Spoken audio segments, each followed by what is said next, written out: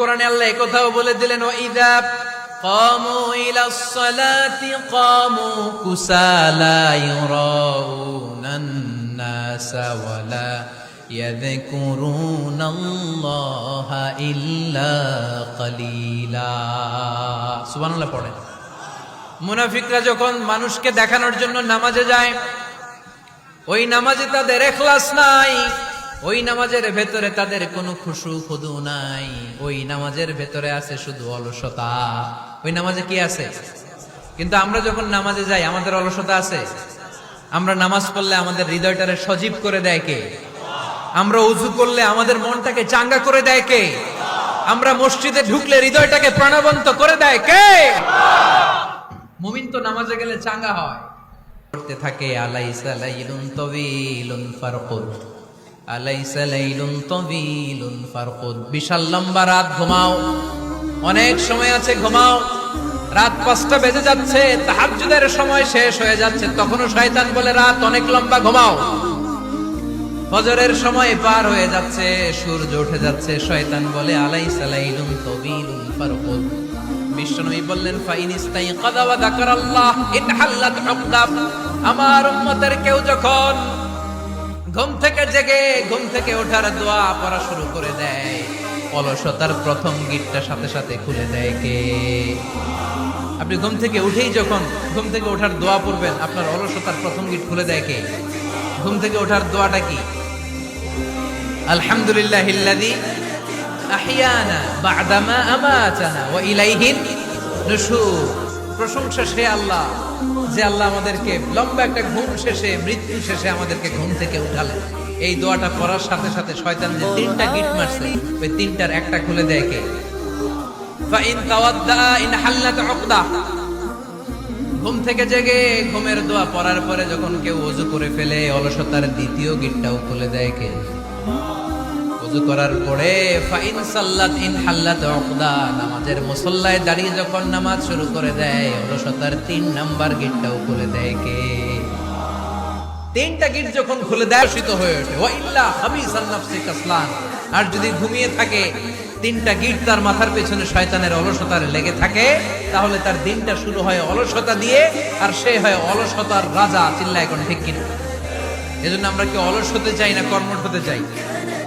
কোন নবীরা কি অলস ছিলেন? পৃথিবীতে কোন নবী অলস ছিলেন?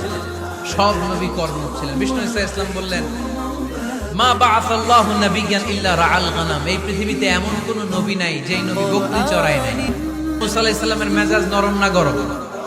নবীদের মধ্যে সবচেয়ে বেশি মেজাজওয়ালা নবী ছিলেন মুসা আলাইহিস সালাম। উনিও 8 থেকে 10 বছর সাইয়েদনা শুআয়ব আলাইহিস সালামের এরিয়াতে ছাগল চড়িয়েছেন। চিল্লায় বলেন সুবহানাল্লাহ। এজন্য নবীরা যেহেতু কাজ করেছেন, কর্মঠ ছিলেন, আমরাও কর্মঠ হব, ঠিক কিনা? সাহাবারাও কর্মঠ ছিলেন। বিশ্বনবীর সাহাবারাও ব্যবসা করতেন। সাইয়েদনা আবু বকরের বিশাল ব্যবসা প্রতিষ্ঠান ছিল। সুবহানাল্লাহ। আপনারা হজ উমরা করেছেন কে কে? দেখি, করছেন?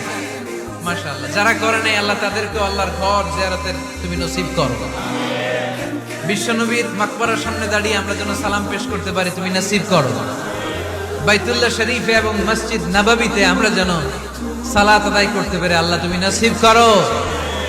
সাইয়েদনা আবু বকর রাদিয়াল্লাহু তাআলা আনহু ব্যবসা প্রতিষ্ঠান ছিল মক্কার কাবা ঘরের পাশেই।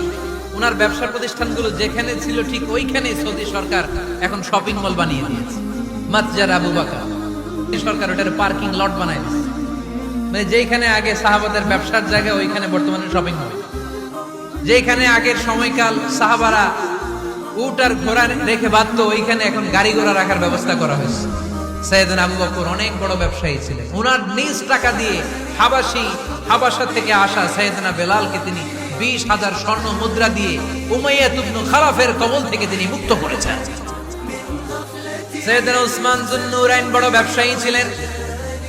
নিজের টাকা দিয়ে মদিনার মুসলমানেরা পানি খেতে পারে না, বিইরে রুমা নামে একটা কুয়া ছিল, এই কুয়ার মালিক ছিল ইহুদি। মুসলমানেরা পানি খেতে গেলে এসে বকা দিত, পানি খেতে দিত না। বিশ্বনবী বললেন, আমার সাহাবীদের মধ্যে এমন কি কেউ নাই নিজের অর্থায়নে বীরে রুমা কিনে মুসলমানদেরকে দিয়ে দিবে? সাইয়েদনা উসমান যুন্নুরাইন বলল, ইয়া রাসূলুল্লাহ, আপনার খেদমতে আমি হাজির। মুহূর্তের মধ্যে সাইয়েদনা উসমান যুন্নুরাইন নিজের অর্থায়নে বীরের উম্মাটা কিনে মুসলমানদের জন্য সদকা করে দিয়েছে। বিষ্ণু ঈসা ইসলাম মক্কা থেকে যত সাহাবারা হিজরত করে মদিনায় এসেছে, মদিনাতে কোন না কোন সাহাবার সাথে বিশ্বনবী ভ্রাতৃত্বের বন্ধনে আবদ্ধ করে দিয়েছে। সুবহানাল্লাহ বলেন। এজন্য মক্কা থেকে যারা এসেছে এদেরকে বলে মুহাজির। এদেরকে কি বলে? আর মদিনায় যারা ছিল এদেরকে বলে আনসার। এদেরকে কি বলে? আওয়াজ করে উত্তর দিবেন। মক্কা থেকে যারা এসেছে তাদের নাম,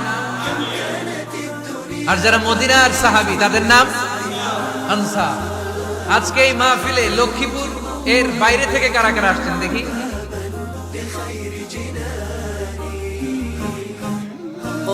মাশাআল্লাহ, মাশাআল্লাহ, অনেক আসছে। আল্লাহ ভাইদেরকে তুমি কবুল করো, হাত নামান। এই যে লক্ষ্মীপুরের বাইরে থেকে যে ভাইরা আসছে তারা লক্ষ্মীপুরের মেহমান, ঠিক কিনা? মক্কা থেকে হিজরত করে যে সমস্ত সাহাবারা এসেছিল তারা ছিল মদিনার মেহমান। বিশ্বনবী এক এক মক্কার সাহাবীকে মদিনার এক এক সাহাবীর সাথে ভ্রাতৃত্বের বন্ধনে আবদ্ধ করলেন। আব্দুর রহমান ইবনে আউফ রাদিয়াল্লাহু তাআলা আনহু, ওনার সাথে ভ্রাতৃত্বের বন্ধনে যে সাহাবীকে বিশ্বনবী আবদ্ধ করে দিলেন ওনার নাম হচ্ছে সাদ। সম্পদ ছেড়ে দিয়ে, পরিবার ছেড়ে দিয়ে, স্থাবর অস্থাবর সব ছেড়ে দিয়ে আল্লাহ রাসূলের ভালোবাসায় মক্কা থেকে মদিনায় এসেছো। মদিনায় তোমার চিন্তা নাই, সাদ ইবনে রবিকে আমি তোমার ভাই বানিয়ে দিলাম। সাদ ইবনে রবি তোমার আপন ভাইয়ের মতো। সাদ ইবনে রবি বলল, আব্দুর রহমান, জীবনে তোমারে কোনোদিন দেখি নাই, তোমারে আমি চিনি না, তোমার নাম শুনি নাই, কিন্তু বিশ্বনবী তো তোমার দায়িত্ব আমাকে দিয়েছে। আমার চেয়ে বড় ধনী এই মদিনার মধ্যে দ্বিতীয় কেউ নাই। আজ থেকে তুমি আমার ভাই, আজ থেকে তুমি আমার কি। আল্লাহ আমাকে যত সম্পত্তি দান করেছে তার অর্ধেক সম্পত্তি আমি তোমার নামে দিয়ে দিলাম। ও আব্দুর রহমান ইবনে আউফ, শুধু তাই নয়, রব্বুল আলামিন আমাকে দুইজন স্ত্রী দিয়েছে। কয়জন? তুমি দেখো আমার কোন স্ত্রীকে তোমার বেশি ভালো লাগে, যার নাম তুমি বলবে সাথে সাথে আমি তারে তালাক দিয়ে দিব। তার ইদ্দত পালন শেষে তুমি তাকে বিয়ে করে তোমার সাথে নিয়ে যাবা। সুবহানাল্লাহ। কারণ বিশ্বনবী তোমার দায়িত্ব আমার কাছে দিয়েছে, তুমি আমার ভাই। আমি মদিনার সবচেয়ে বড় ধনী, আমার অর্ধেক সম্পদ আমি তোমারে দিয়ে দেব। আমার দুই স্ত্রীর এক স্ত্রীকে তোমারে দিয়ে দিব। সাইয়েদনা আব্দুর রহমান ইবনে আউফ এই কথা শুনে অবাক হলেন। অবাক হয়ে উনিও এক অবাক কথা বললেন। উনি বললেন, লা হাজাতা লি ফি ইয়া আখি, ও আমার প্রাণের ভাই, তোমার কথা শুনে আমার হৃদয়টা ভরে গিয়েছে, কিন্তু তোমার সম্পদেরও দরকার আমার নাই, তোমার স্ত্রীরও দরকার আমার নাই। বারাকাল্লাহু ফি মালিক ওয়া লি আহলিক, আল্লাহ তোমার মালেও বরকত দেখ, তোমার সম্পদেও বরকত দেখ। তুমি শুধু একটু কষ্ট করবা। কি কষ্ট? দুল্লানি আলা সুক, show me the way to the market. তুমি মদিনায় কোনো মার্কেট আছে কিনা, শপিং মল আছে কিনা, ব্যবসা প্রতিষ্ঠান আছে কিনা আমারে দেখায় দাও। সুবহানাল্লাহ পড়ো। আমরা হইলে কি করতাম? লক্ষ্মীপুরে যারা আসছে এদের একজনের যদি বলা হয়, ভাই আপনি এখন থেকে লক্ষ্মীপুরের ভাই, আমার অর্ধেক সম্পদ আপনারা দিয়ে দেব, কি করবে? পায়ের উপর পা তুলে খাবে আর বলবে কি আনন্দ আকাশে বাতাসে, ঠিক কিনা? এরপর যদি বলি, ভাই আমার দুই বউ, যেটারে সুন্দর লাগে বলেন তালাক দিয়ে দেই, নিয়ে যান, কি বলবে? কি আনন্দ আকাশের বাতাস। আল্লাহ রাসূলের সাহাবী আব্দুর রহমান ইবনে আউফ বললেন, লা হাজাতা লি ফি, আমার দরকার নেই। দুল্লানি আলা সুক, just show me the way to market. এখানে মার্কেট কই আছে দেখায় দাও। অবাক হয়ে গেলেন সাদ বিন রবি, বললেন, ও আব্দুর রহমান ইবনে আউফ, ঠিক আছে, তুমি যদি নিতে না চাও তোমারে আমি জোর জবরদস্তি করব না। শুনে রাখো, মদিনাতে ইহুদিদের কয়নুকার একটা বাজার আছে। এই কথা বল। পনিরার ঘিয়ের ব্যবসা করতে করতে করতে করতে ব্যবসায় তিনি এত লাভ করলেন, তিনি বললেন, আমি যদি কখনো মদিনার বালুর মধ্যে হাত দিতাম, এই বালুটারও সোনা বানায় দিত কে? দুল্লানি আলা সুক। লক্ষ্মীপুরের কর্মঠ যুবক ভাইয়েরা, এই আব্দুর রহমান ইবনে আউফ আমাদের প্রেরণা।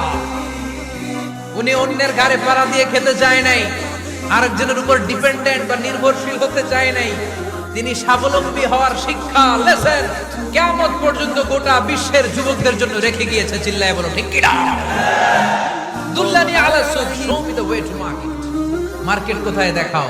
পনির আর ঘি নিয়ে ব্যবসা করতে করতে কয়েক মাসের ব্যবধানে ইতিহাস সাক্ষী সাইয়েদনা আব্দুর রহমান ইবনে আউফ মদিনার বিশাল বড় বিজনেস ম্যাগনেটে পরিণত হয়ে গেলেন। চিল্লায় পড়েন আল্লাহু আকবার। এজন্য ব্যবসার ভিতরে বরকত ঢুকিয়ে দিয়েছে কে? বিষ্ণু বললেন আত-তাজিরা সাদুকাল আমিন মা'আন নাবিয়্যিন ওয়াস সিদ্দীকিন ওয়াস শুহাদা'i ওয়াস সালিহিন। আমানতদার ব্যবসায়ী তারা সাধারণ কোনো মানুষ। বিষ্ণু ইসলাম নিজেও ব্যবসায়ী ছিলেন। ওনার জীবনের প্রথমে তিনি খাদিজা রাদিয়াল্লাহু তাআলা আনহার ব্যবসার স্টাফ হয়ে কাজ শুরু করেছেন, এরপর নিজে ব্যবসা শুরু করেছেন।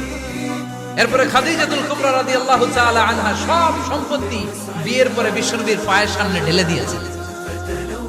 বললেন ইয়া রাসূলুল্লাহ, এই সম্পদ আমি আপনাকে দিয়ে দিলাম, আপনি ইচ্ছামতো দিনের প্রয়োজনে খরচ করেন। সুবহানাল্লাহ পড়েন। এজন্য বিষ্ণু ঈসা ইসলাম আমাদের জন্য উপমা, আব্দুর রহমান ইবনে আউফ আমাদের জন্য উপমা। যারা ব্যবসা করেন তারা বিষ্ণু ঈসা ইসলামের সুন্নাহ পালন করছেন। আত-তাজির আস-সাদুক আল-আমিন। বিষ্ণু বললেন সত্যবাদী আমানতদার ব্যবসায়ী, যে ব্যবসা করতে যে মিথ্যা কথা বলে না। অনেক ব্যবসায়ীরা আছে পণ্য চালানোর জন্য মিথ্যা কথা বলে আর কসম কাটে, আছে না নাই? এমনটা করা যাবে? সকালবেলা স্ত্রীরে বলে এই গরুগুলা বিক্রি করবো, তুই একটা দাম কত কমো? স্ত্রীরে শিখাই দিচ্ছে এই গরুর দাম তুই 40,000।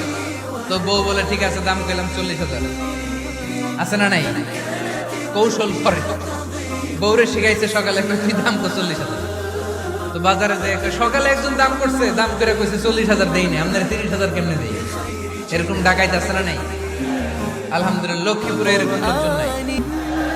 আরে নাই, আমি কই নাই, এরা কই আছে। লক্ষ্মীপুরের মানুষ খুব ধার্মিক, আমি জানি। লক্ষ্মীপুর, নোয়াখালী, ফেনী এই বেল্টের লোকজন খুব আল্লাহওয়ালা। এদের মধ্যে আল্লাহওয়ালার সংখ্যা বেশি, এখানে আলেম ওলামা বেশি, এখানে মসজিদ মাদ্রাসা বেশি। এই জন্য এই জেলাগুলোতে আল্লাহর রহমতও বেশি। আল্লাহ তুমি এই জেলার ছেলেপেলাদেরকে, এই জেলার লোকদেরকে তুমি কবুল করো, মা বোনদেরকে তুমি কবুল করো। সম্মানিত ভাইয়েরা, এজন্য আজকের মাহফিল থেকে আমরা যেটা শিখলাম সেটা হচ্ছে পরিশ্রমে কোনো লজ্জা আছে? আমরা কাজ করে খাবো, ঠিক কিনা? Never under estimate any job. যুবক ভাইয়েরা, লক্ষ্মীপুরের যুবক ছেলেরা শুনতেছ? এরকম আওয়াজ করতে হবে, কান খাড়া করে শুনে। Never under estimate any job. কোন চাকরিকে ছোট করে দেখা যাবে, whether it's small or big, you don't care. এটা ছোট স্টাফ, এটা কেরানি না, কাজ কাজ। কাজের মধ্যে কোনো ছোট বড় নাই। খেটে খাওয়া মানুষকে বিশ্বনবী অনেক সম্মান করতেন।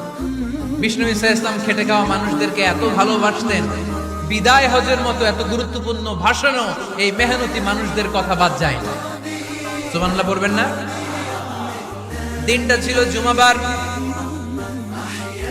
বিষ্ণু ঈসা ইসলাম আরাফাতের ময়দানে দাঁড়িয়ে ঐতিহাসিক একটা ভাষণ দিলেন। এই ভাষণের নাম হলো বিদায় হজের ভাষণ।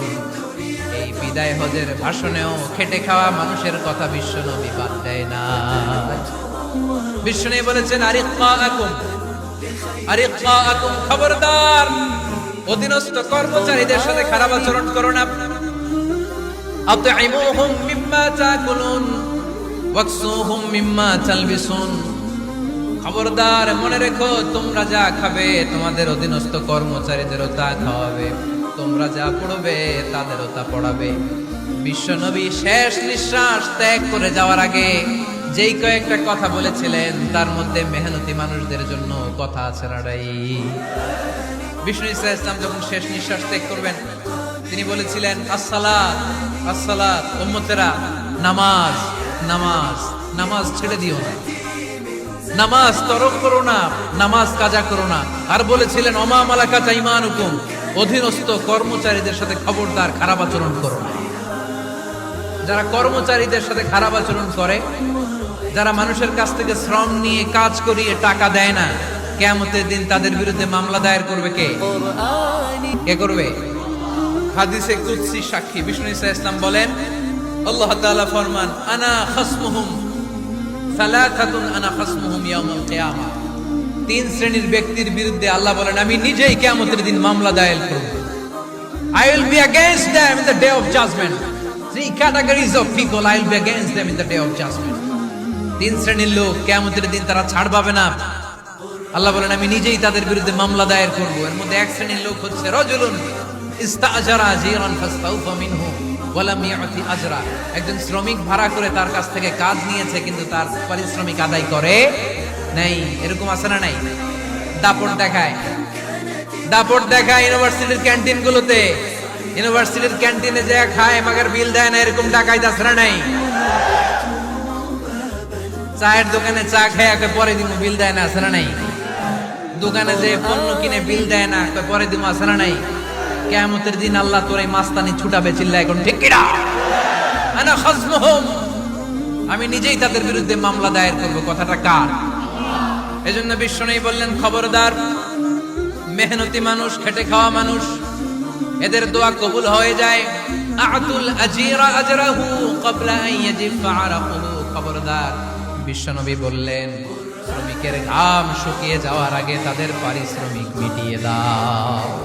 বিশ্বনবীর বিখ্যাত হাদিস, আতুল আজিরা আজরাহু ক্বাবলা আন ইয়াজিফা আরাকুহু। শ্রমিকের ঘাম মাটিতে লাগার আগে, শুকিয়ে যাওয়ার আগে তাদের পারিশ্রমিক মিটিয়ে দাও। কেননা তারা যদি বদদোয়া করে তোমার জীবনকে জাহান্নাম বানিয়ে দিবে কে? বিষ্ণু ইসলাম সব সময় খেটে খাওয়া মানুষদেরকে আগলে রাখতেন। সব সময় শুধু যে ভাষণে মেহনতি মানুষদের সাথে ভালো আচরণ করতে বলতেন, শ্রমিকদের সাথে ভালো আচরণ করতে বলতেন এমন নয়। ওনার ব্যক্তিগত জীবন ঘাটলেও দেখা যায় উনি শ্রমিকদের সাথে কেমন আচরণ করেছেন। বিষ্ণু ইসলামের একজন খাদেম ছিল, আপনারা তার নাম জানেন কি নাম? সবাই বলেন আনাস। আওয়াজ করে বলেন বিশ্বনবীর খাদেমের নাম। নামটা কেমন লাগে? ভালো লাগে? দেখবেন খাদিমু রাসূলিল্লাহ, আল্লাহ রাসূল সাল্লাল্লাহু আলাইহি ওয়াসাল্লামের খাদেম। এই খাদেমের কাছ থেকে একটু শুনেন ওনার মালিক কেমন ছিল। শুনবেন নাকি কষ্ট হচ্ছে? সম্মানিত ভাইয়েরা খেয়াল রাখবেন, কোন পীর সাহেবের ব্যাপারে যদি আপনি রিপোর্ট চান, পীর সাহেবের বউয়ের কাছ থেকে শুনুন। কথা কয় না, বোঝে নাই বোধ হয়। একজন পীর সাহেব হুজুর উনি কেমন, রিপোর্ট নেবেন কার কাছ থেকে? কার কাছ থেকে? বউয়ের কাছ থেকে। একজন বড় সাহেব, বড় নেতা, তার ব্যাপারে যদি রিপোর্ট পেতে চান, আমি কয়েকটা জায়গা বলে দিই, এই জায়গাগুলো থেকে রিপোর্ট নেবেন। 1 নাম্বার তার ড্রাইভার, 1 নাম্বার। 2 নাম্বার তার বাড়ির দারোয়ান, 2 নাম্বার। 3 নাম্বার তার খাদেম, 3 নাম্বার। 4 নাম্বার তার ঘরের কাজের মেয়ে, 4 নাম্বার। এদের কাছ থেকে আসল রিপোর্ট পাওয়া যায়, ঠিক কি?